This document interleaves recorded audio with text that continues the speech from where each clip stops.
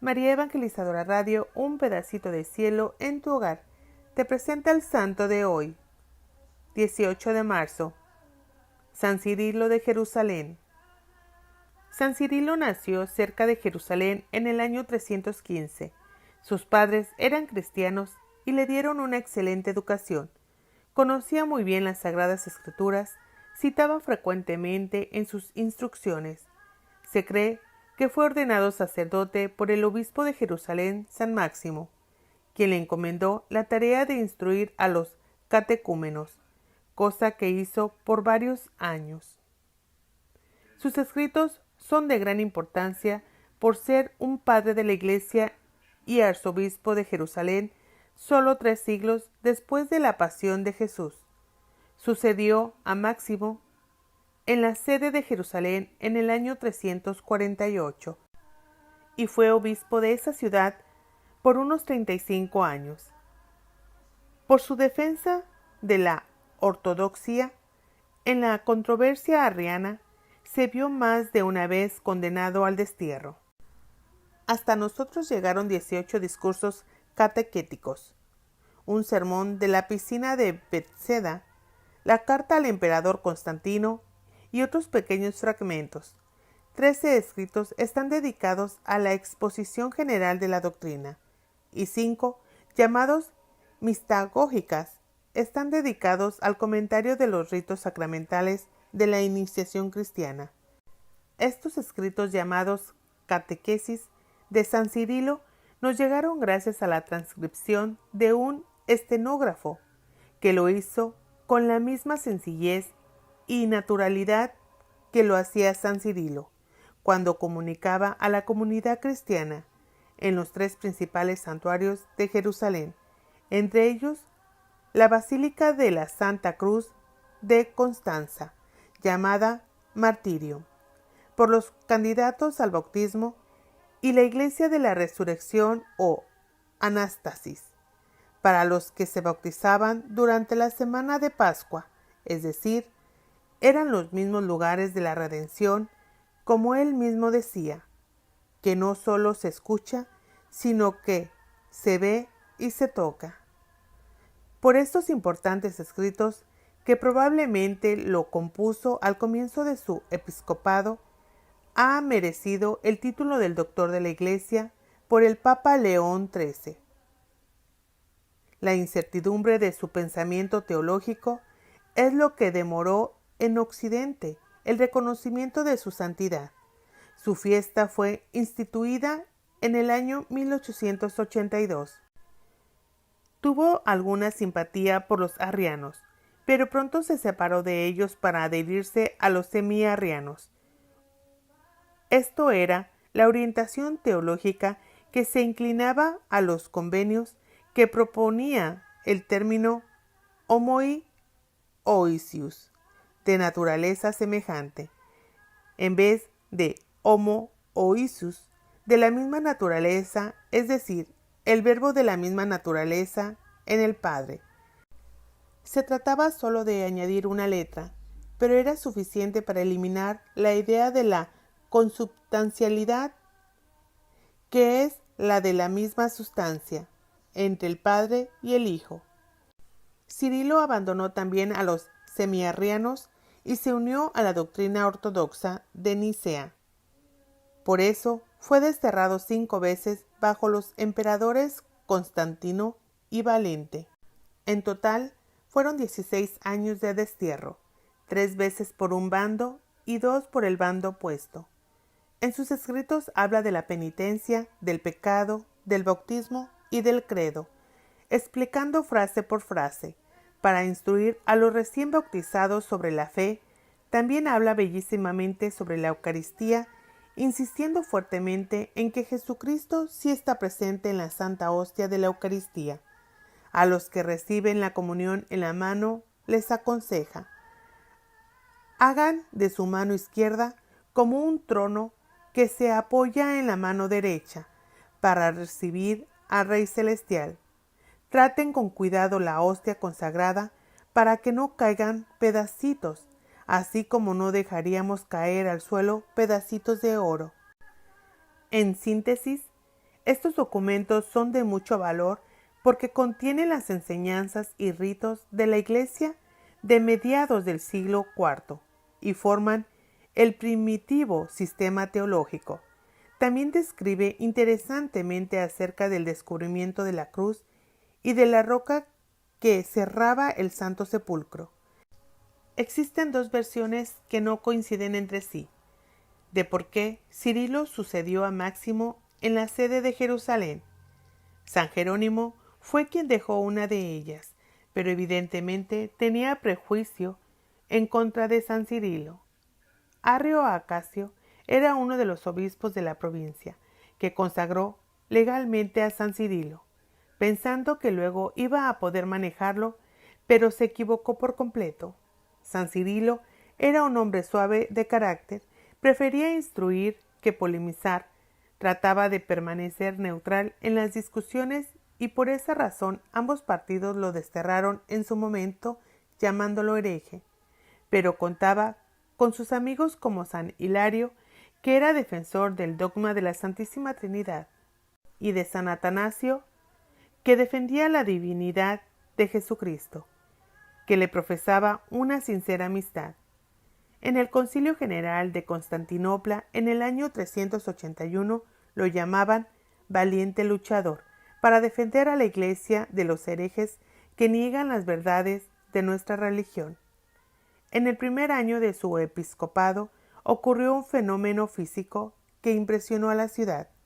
Envió noticia de lo sucedido al emperador Constantino, en una carta que aún existe y que se ha puesto en duda su autenticidad, aunque el estilo sin duda es suyo.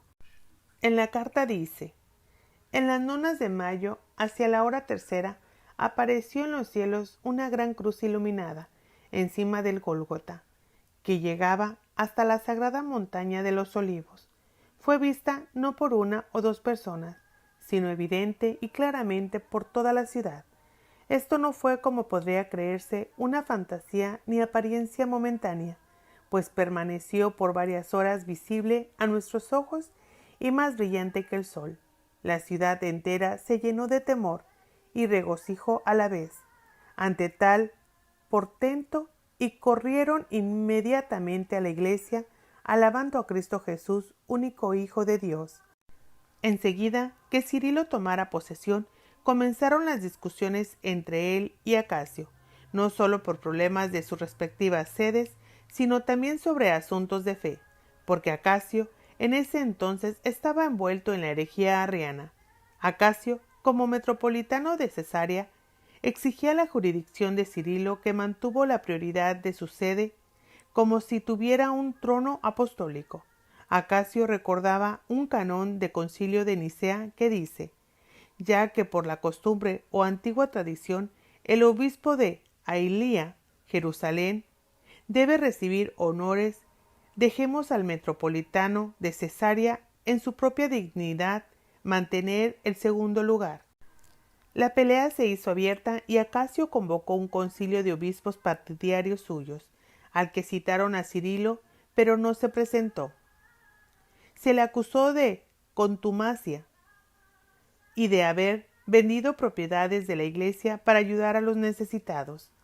Lo último sí lo hizo, como anteriormente lo había hecho muchos prelados, entre ellos San Ambrosio, San Agustín, y fueron comprendidos. El fraudulento concilio condenó a Cirilo y fue desterrado de Jerusalén. Se fue para Tarso y lo recibió Silvanus, un obispo semi-arriano, y esperó allí la apelación que había hecho el Tribunal Superior. 2 años después, ante el concilio de Seleucia, llegó su apelación. Este concilio estaba integrado por semi-arrianos, arrianos y muy pocos miembros del partido ortodoxo, todos de Egipto. San Cirilo se sentó entre los semi-arrianos que lo ayudaron durante el exilio. Acacio se fue de la reunión objetando violentamente la presencia de San Cirilo, pero regresó pronto para participar de los debates posteriores. El partido de Acacio fue depuesto por tener minorías y el de Cirilo fue reivindicado. Acacio se fue a Constantinopla a tratar de convencer a Constantino a que reuniera otro concilio. Acusó a San Cirilo de haber vendido unas vestiduras que el emperador le regaló a Macario para administrar el bautizo y luego fueron vistas en una representación teatral. Esto puso furioso al emperador y emitió un segundo decreto de exilio en contra de San Cirilo, un año después de haber sido repuesto a su sede. Constantino muere en el año 361, le sucede Juliano, quien llama a que regresen todos los obispos que Constantino había desterrado, y así San Cirilo regresa a su sede. Durante la gestión de Juliano el apóstata, hubieron pocos martirios en comparación de otros reinados, pero cayó en la cuenta que la sangre de los mártires era el simiente de la Iglesia, y por esta razón hizo todo lo que pudo para desacreditar la religión que él había abandonado. Nos cuentan los historiadores que la Iglesia, Sócrates, Teodoreto y otros, que Juliano planeó reconstruir el templo de Jerusalén para apelar a los sentimientos nacionales de los judíos y para demostrar que lo que Jesús había anunciado en el Evangelio no se cumpliría. San Cirilo contemplaba con calma los preparativos para la reconstrucción del templo, profetizando que sería un fracaso, y así sucedió. Gibón y otros agnósticos se burlaban de los sucesos sobrenaturales, sismos, esferas de fuego, desplome de paredes y más, que le hicieron abandonar el proyecto, pero Gibón admite que estos sucesos están confirmados no solo por escritores cristianos como San Juan Crisóstomo y San Ambrosio, sino también por el testimonio de Ammianus Marcellinus, el soldado filósofo que era pagano. San Cirilo es desterrado por Valente por tercera vez en el año 367, junto con todos los prelados nombrados por Juliano. Este último destierro duró 11 años, pero cuando sube al trono Teodoro, le restituye a su sede, donde permanece los últimos años de su vida. Triste por todo lo malo que encontró en Jerusalén, vicios, crímenes, desórdenes, herejías, diversiones, etc. Apela al concilio de Antioquía, envía a San Gregorio de Niza, que no pudo remediar nada, y abandona Jerusalén, dejando para la prosperidad sus advertencias en contra de las peregrinaciones, una detallada descripción de la moral de la santa ciudad en aquel tiempo.